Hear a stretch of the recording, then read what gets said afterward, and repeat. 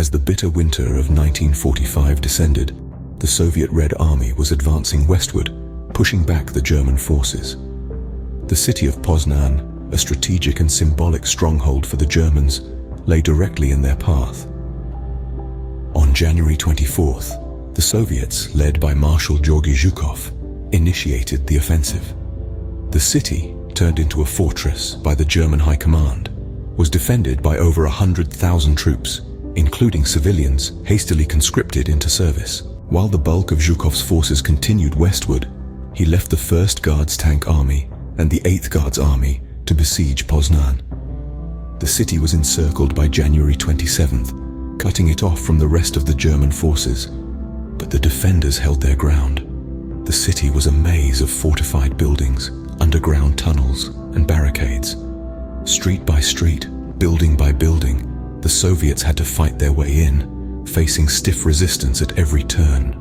It was a brutal, grueling urban warfare with no quarter given and none expected. The Soviet forces tried to hasten the end of the battle by launching a series of attacks on the city's citadel, the symbolic heart of Poznan.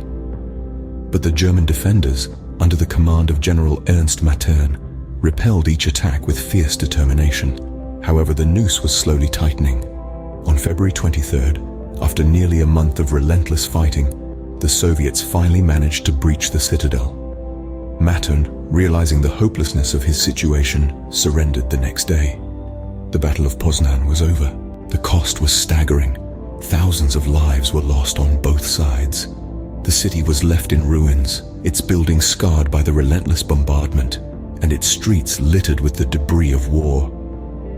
To summarize, the Battle of Poznan was a brutal urban conflict that lasted for a month in the winter of 1945. The city, turned into a fortress by the Germans, was besieged and eventually captured by the Soviet forces.